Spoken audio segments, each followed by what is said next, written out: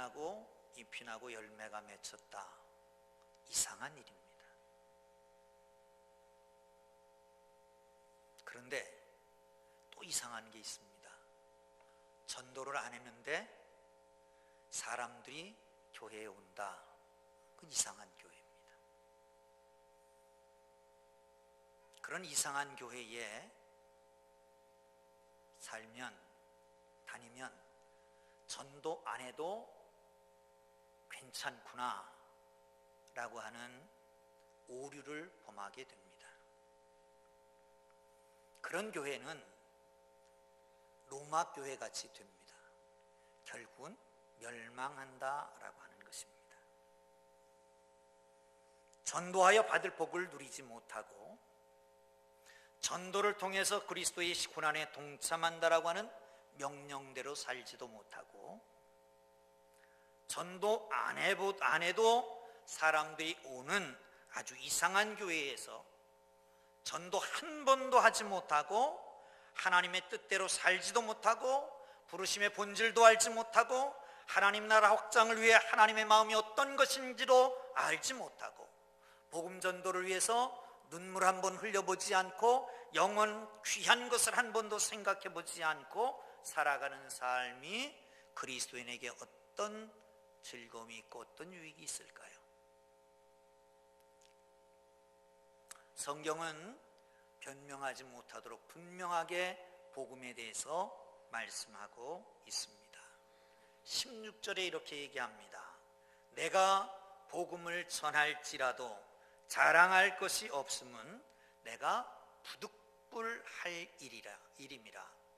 만일 복음을 전하지 아니하면 내게 화가 있을 것이니라. 부득불할 일이다. 부득불은 마땅히 당연히 이런 정도로 해석됩니다. 그러나 원어인 아난케라고 하는 말은 당시에 이 고린도전서를 받고 읽었던 1세기 사람들은 거기에 어떤 의미가 있는지를 알고 있었습니다. 첫째, 이것은 강제성을 띠고 있는 말입니다. 우리나라의 20세 이상의 청년들, 우리 교회에도 군대 갔다 온 사람도 있고 군 복무하는 형제들도 있고 앞으로 갈 형제들도 있지만은 누구나 다 20세 이상 건강한 청년들은 군대에 가야 됩니다. 가기 싫어도 가야 합니다. 복음 전도하는 것 싫다고 안 해서는 되는 게 아닙니다. 왜냐하면 국법이 정한 것처럼 하나님 나라의 왕이신 하나님께서 어명을 내리신 것입니다. 자동차에 옵션을 달고 있고 없고 있어도 되고 없어도 되고 달아도 되고 안 달아도 되고 그런 것이 아니라 꼭 필요한 것이라고 하는 것입니다. 또 한 가지는 필수입니다. 대학에 가면 필수 과목과 선택 과목이 있습니다. 선택 과목은 재미있는 게 많죠. 자기의 취미에 따라서 취향에 따라서 선택 과목 재미있으니까 많이 듣고 학점을 많이 딴다고 해도 필수 과목을 못하면 결국은 졸업을 못합니다. 교회에는 자기의 달란트에 따라서 은사에 따라서 봉사할 때도 많고 해야 될 것 많습니다. 다 옵션입니다. 선택입니다. 꼭 해야 될 것은 전도, 필수인 것입니다. 또 하나는 숙명입니다. 우리는 우리 시대만 해도 그 국민교육원장 배웠잖아요. 우리는 민족 중의 역사적 사명을 띠고 이 땅에 태어났다. 그거 모르는 사람 없죠? 근데 저 밑에 세대는 모르는 사람들 좀 있을 거예요. 여러분, 민족 중의 역사적 사명을 띠고 이 땅에 태어났다? 우리는 하나님의 나라 확장을 위해서 복음 증거를 위해서 역사적 사명을 띠고 이 땅에 태어난 것을 기억하시기를 주의 이름으로 축원합니다. 할렐루야. 그래서 거듭나게 하신 것이고 하나님의 자녀 되게 하신 것입니다. 복음 증거라고 하는 것은 강제로 필수적으로 숙명적으로 해야 될 일입니다. 어명입니다. 해도 되고 안 돼도 되는 것이 아닙니다. 꼭 해야 됩니다. 안 하면 화가 있으리라 그렇게 말합니다. 아니, 저 화라고 하는 것은 사실은 성경을 보는 사람도 그렇고 말씀을 듣는 사람도 그렇고 화 그러면 외면하고 싶습니다. 모르는 척하고 싶습니다. 그냥 없었으면 하는 생각도 듭니다. 그런데 성경은 틀림없이 화라고 하는 말이 있어요. 아니 설마 전도 안 한다고 화가 미칠까? 그런데요, 화가 미치더라고요. 어느 교회를 지칭해서 미안하지만 저 천호동에 있는 아주 큰 교회가 있었습니다. 몇천 명 모이는 교회입니다. 그런데 전도 안 하고 사람들이 모여들었습니다. 그 안에서 노조가 생겼습니다. 결국은 풍비박산되고 지금은 몇 명 모여서 예배드립니다. 예루살렘 교회가 그랬습니다. 3,000명 5,000명씩 회개하고 들어왔습니다. 그런데 여기가 좀 싸우니 하고 있으니까 박해가 시작됐습니다. 스데반이 죽습니다. 그리고 뿔뿔이 흩어지게 됩니다. 동양의 예루살렘인 평양이 성령으로 충만했습니다. 그런데 자기들만 평양만 그러다가 6.25를 맞게 되었다고 역사가들이 얘기합니다. 사랑하는 성도 여러분, 이상한 교회, 복음 증거하지 않고 사람이 오는 교회는 하나님께서 해칠 수도 있다라고 하는 것을 기억하셔야 됩니다. 여러분, 그러면 어떻게 해야 될까요? 어떻게 해야 될까? 오늘 말씀을 함께 나누면서 새롭게 도전을 받고 정말 이상한 교회가 아니라 주님이 원하시는 교회가 되기를 주의 이름으로 축원합니다. 기도하는 사람은 강대상에 서서 날마다 누구든지 기도할 때마다 금년에는 빈자리를 채워달라고 기도합니다. 누가 빈자리를 채우는데요? 하나님이 채워주십니까? 그건 이상한 교회예요. 여러분, 우리에게 책임이 있다라고 하는 걸 알아야 합니다. 성경을 보시죠. 17절입니다. 시작. 내가 내 자유로 이것을 행하면 상을 얻으려니와 나의 자유로 아니한다 할지라도 나는 사명을 받았노라. 아멘. 바울은 복음 증거하는 걸 사명으로 받았다는 거예요. 사명. 사명은 생명과 같은 것입니다.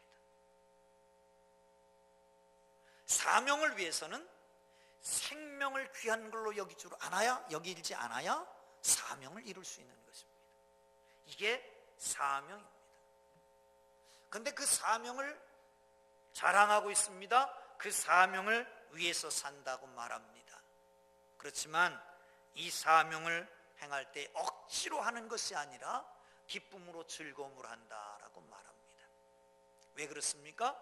지난주에 말씀드렸던 것처럼 당신이 직분받은 것은 어떻게 받은 것이다? 충성되이 여기셔서 직분을 주십니다. 충성되이 여겼다라고 하는 말은 충성되지 않는데도 불구하고 충성되다. 여기 피스토스라고 하는 말은 신실함이라고 하는 것인데, 믿음이라고 하는 것인데 똑같은 언어로 사용되는데, 어원이 사용되는데, 다시 말하면 충성되지 않는데 신실하지 않은데 신실하게 여기셔서 충성되이 여기셔서 직분을 맡겼다는 거예요. 그러니까 감사하지, 은혜죠. 그래서 감격함으로 복음을 전하는 것입니다. 사랑하는 성도 여러분, 이 복음을 증언하는 하나님의 사람들 되기를 주의 이름으로 축원합니다. 주님 오시면 주님 앞에 서서 우리는 직고하리라. 내가 내 죄를 고하리라, 그렇게 말합니다. 여러분, 하나님의 심판대가 있는 건 아십니까? 그걸 잃어버리고 살아갑니다.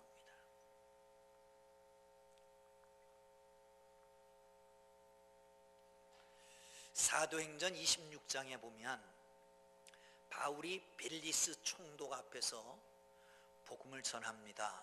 그러니까 벨리스 총독이 요약해서 얘기해봐라. 그렇게 말하니까 요약해서 세 가지를 얘기합니다.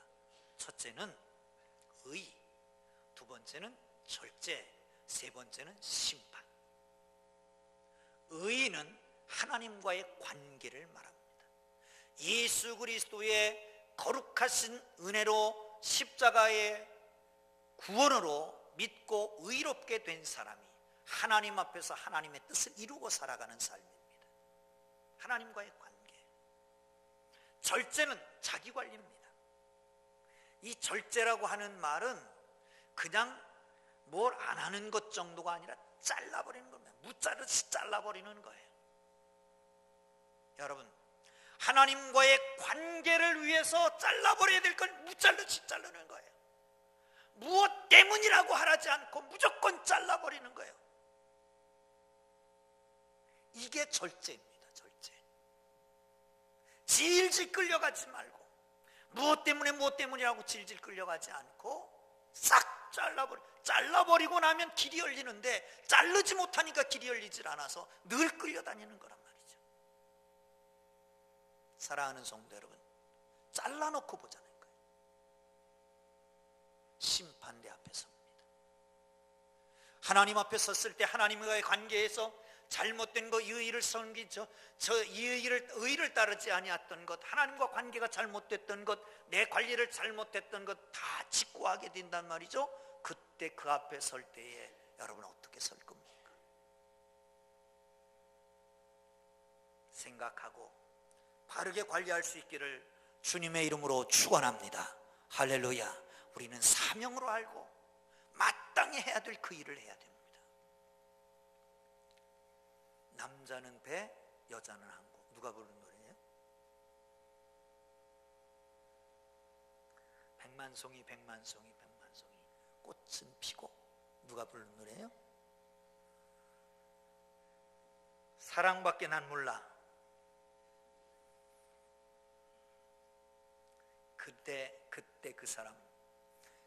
그 사람으로 1978년 23세의 나이로 히트를 합니다. 누가요? 심수봉이. 그 다음에 1979년 무슨 일이 있었어요? 16 사태가 있었어요. 그 현장에 있었다라고 하는 것 때문에 활동이 중지됩니다. 그 간증에 보면 강제로 정신병원에 입원도 시켰다고 합니다. 그리고 활동이 금지되니까 23살, 23살 나이, 한참 꽃다운 나이, 꿈을 펼치고 비전이 있는 그런 나이에 매여 있으니 얼마나 고통스럽겠습니까? 그러니까 찾아가는 게 사주팔자 보는데, 점수라는 데 찾아다니는 거예요.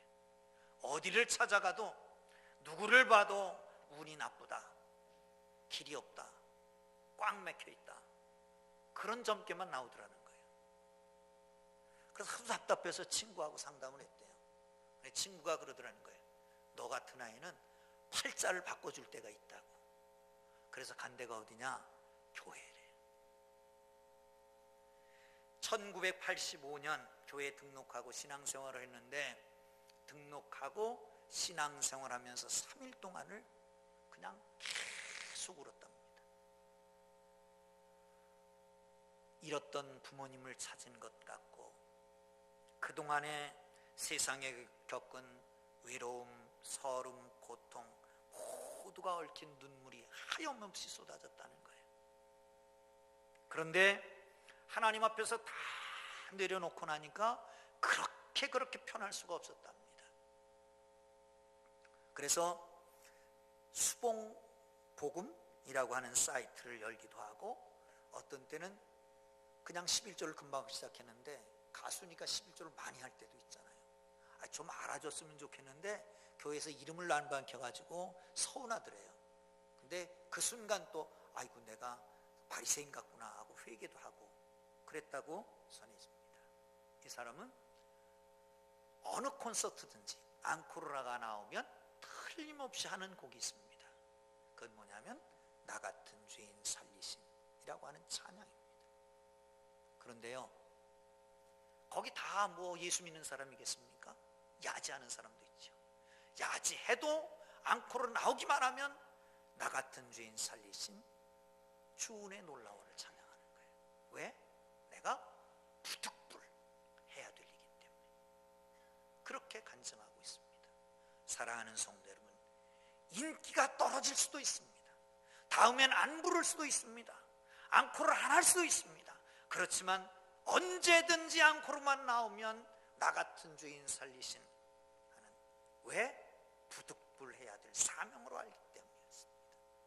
사랑하는 성도 여러분, 복음 증거는 해도 되고 안 해도 되고 아닙니다.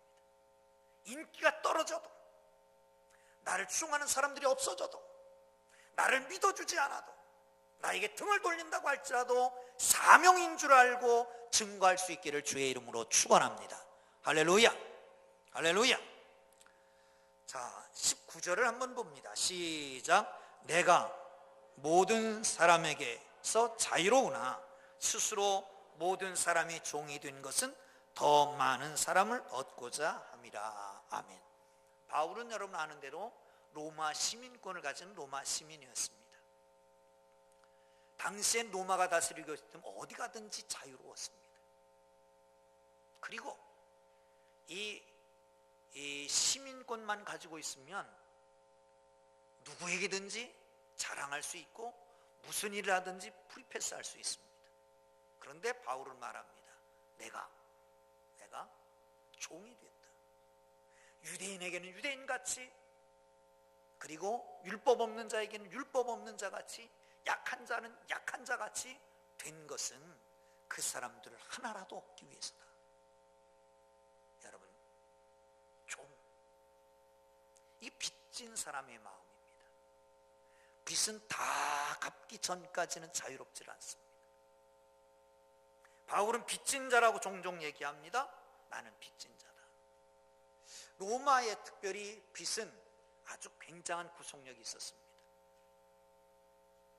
빚을 못 갚는다? 있을 수가 없는 얘기예요. 그냥 품을 팔아서도 갚아야 되고, 노예살이를 해서 갚아야 되고, 하루에 얼마씩 쳐서도 갚아야 됩니다.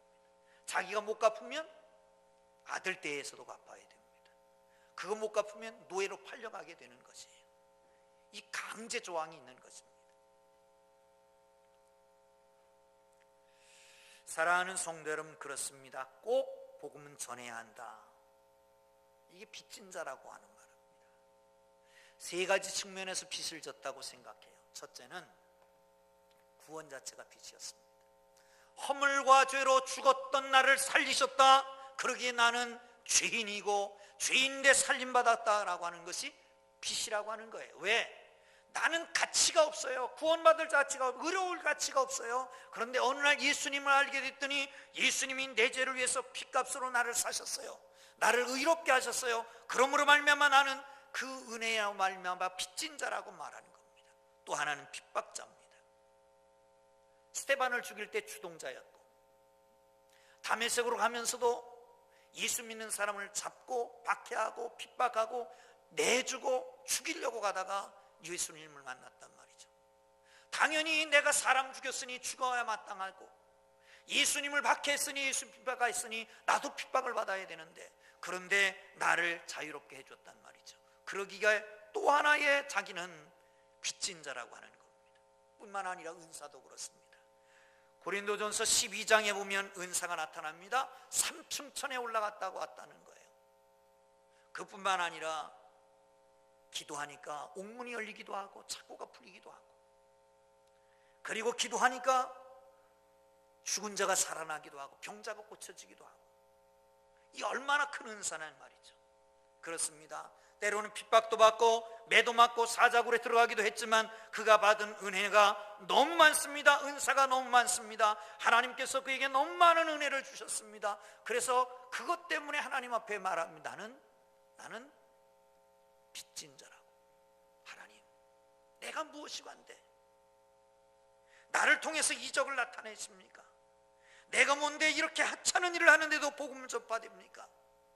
큰 역사가 이루어집니까? 내가 뭔데 옥문이 열려집니까? 도대체 내가 뭔데 하나님이 나를 들어 사용하십니까? 나는 빚진 자입니다.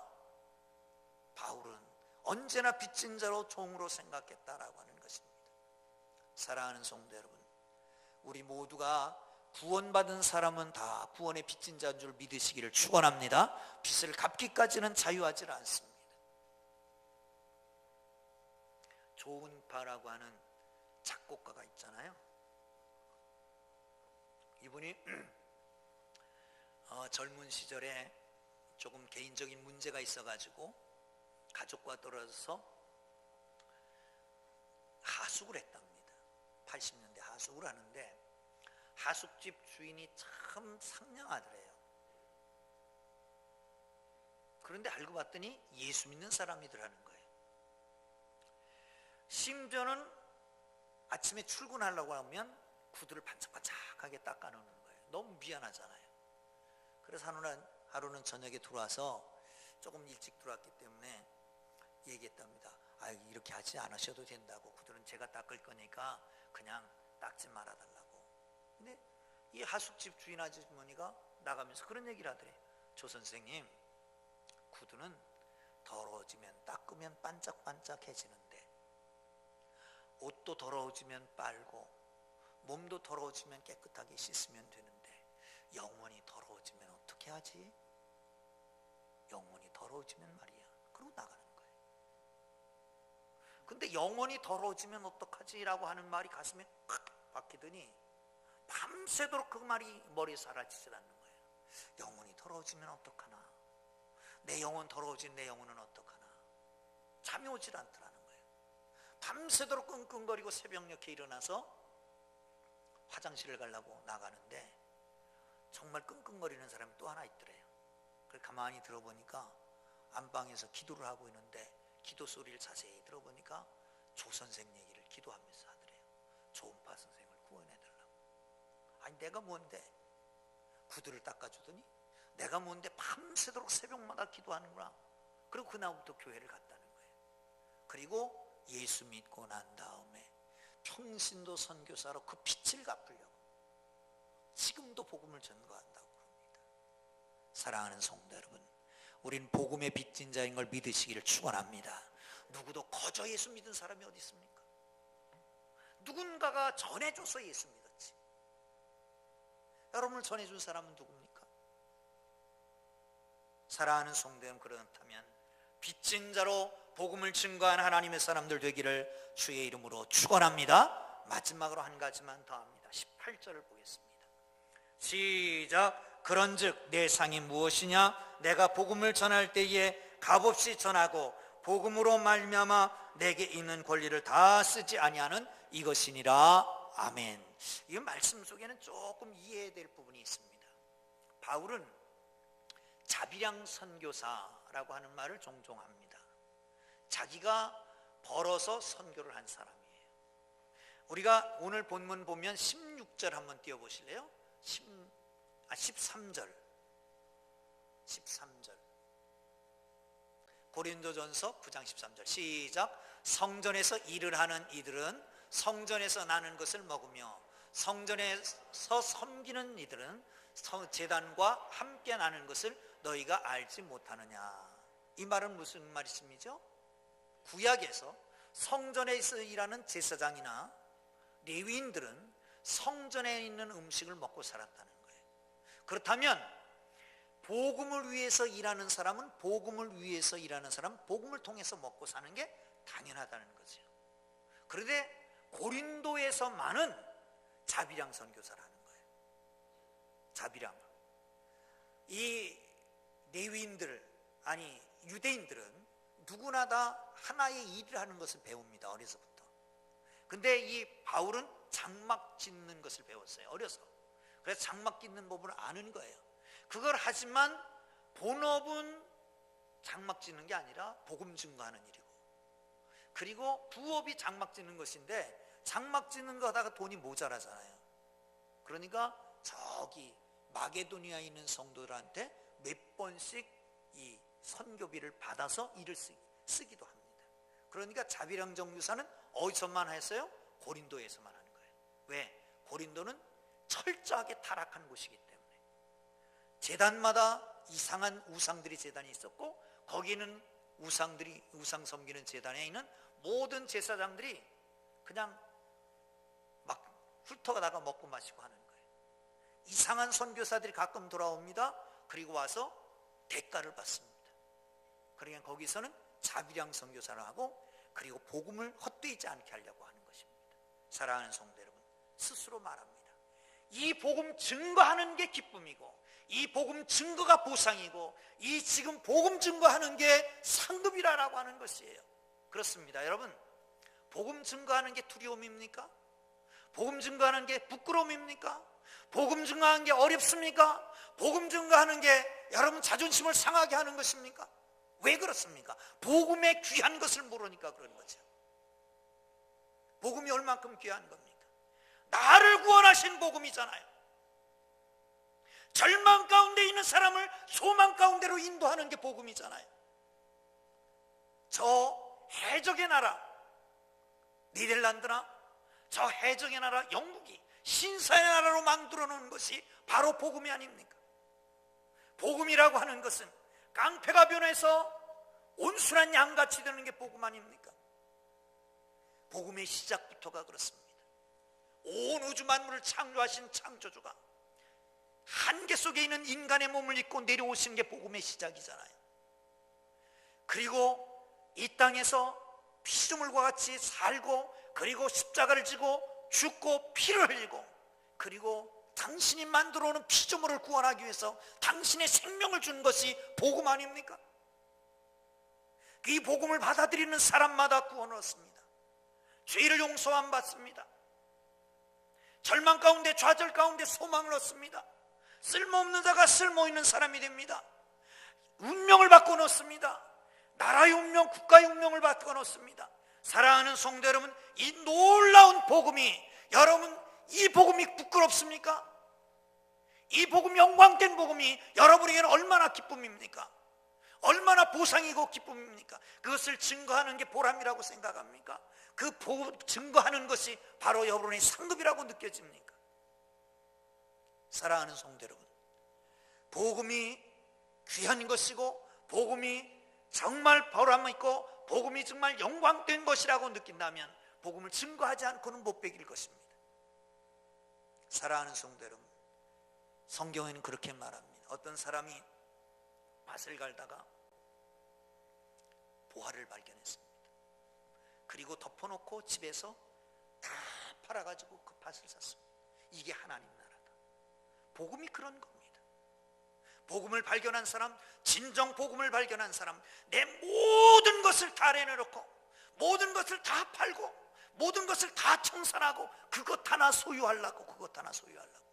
이게 복음입니다. 이게 복음이 싸구려입니까? 사랑하는 성도 여러분, 이 복음, 여러분이 가지고 있는 복음이나 내가 가지고 있는 복음이나 저 바울이 가지고 있는 복음이 똑같은 복음이에요. 똑같은 복음. 이 복음을 귀한 것으로 생각하고, 이 복음을 부담스럽게 생각하지 말고 자랑으로 생각하고 복음 증거하는 사람들이 되기를 주의 이름으로 축원합니다. 축원합니다. 할렐루야. 그래야 여러분이 사는 길이 있습니다. 신앙생활 하면서 한 사람에게 복음 증거한 적이 있습니까? 어떤 권사님은 화초의 달인입니다. 만나는 사람마다 화초 얘기를 합니다. 그러다가 인생 종칠 겁니까? 어떤 집사님은 개와 고양이를 잘 기릅니다. 만나는 사람마다 개 고양이만 얘기합니다. 개소리만 하는 거죠. 한 번도 그리스도 얘기, 복음 얘기, 십자가 얘기, 부활 얘기를 한 번도 못 하는 거예요. 음식 잘하는 집이 있습니다. 커피 맛있게 하는 집이 있습니다. 그러면 사랑하는 사람하고 데려가서 그 커피 한 잔 마시고 싶습니다. 그 맛있는 음식 대접하고 싶습니다. 그런데 여러분, 그렇게 귀한 복음이라고 하면서 그 복음을 전해본 적이 있습니까? 한번 교회 와보라고 해본 적이 있느냐 말이죠. 존 스타트라고 하는 석학은 이런 책을 썼습니다. Guilty Silence라고 하는 책이에요. 침묵의 죄라고 하는 겁니다. 침묵의 죄. 복음을 전하지 않는 침묵, 그건 죄라고 하는 거예요.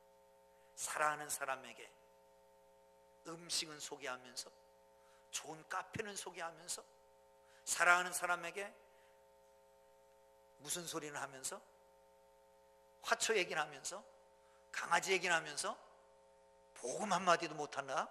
그거는 무슨 죄다? 침묵의 죄를 짓고 있는다. 침묵의 죄를 짓고 있다. 그런가 하면 복음 자체가 상급이지만 또한 상급도 있습니다. 한 사람이, 대학 교수가 춘천에서 서울 오는 기차를 타고 복음을 증거하기 시작합니다. 선생님, 교회 가니까 참 좋습니다. 예수 믿으면 기쁘고 즐겁습니다. 아유, 예수 믿으시면 어떻겠습니까? 내가 목사입니다. 아이고, 죄송합니다. 제가 공자 앞에서 문자를 썼습니다. 목사 앞에서 감히 집사가 복음을 증거하다니 죄송합니다. 아니요, 제가 은혜 많이 받았습니다. 감사합니다. 고맙습니다. 실례지만 선생님은 무슨 일을 하십니까? 저 경북대학의 의대 교수입니다. 그래요? 연세대 의대는 어떻습니까? 아이고, 연세대 의대야말로 뭐 우리나라에서 최고의 의대 아니겠습니까? 아, 그래요? 얼마 있다가 전화가 한 통 왔습니다. 연세대 의대에 이력서를 한번 내보시죠. 그리고 이력서를 써서 보냈어요. 그랬더니 며칠 후에 연세대 의대로 오라고 하는 것이었습니다. 그 사람이 누구냐면 웃음 전도사 황수관 박사의 얘기입니다. 사랑하는 성도 여러분, 복음 증거하는 것은 복음 자체가 우리에게 주시는 기쁨이 있습니다. 여러분, 복음 증거하고 난 다음에 기쁨을 누려보셨습니까? 그런가 하면 복음 증거하고 나면 거기에 따른 상급도 우리에게 있는 겁니다. 성경에는 그렇게 말합니다. 많은 사람을 옳은 길로 인도하는 자는 하늘의 별과 같이 빛나리라. 할렐루야, 할렐루야. 복음 증거는 부득불해야 될 일입니다. 사명입니다. 빚진 자로 알고 하십시오. 뿐만 아니라 상급이 있습니다. 기도하겠습니다. 하나님 아버지,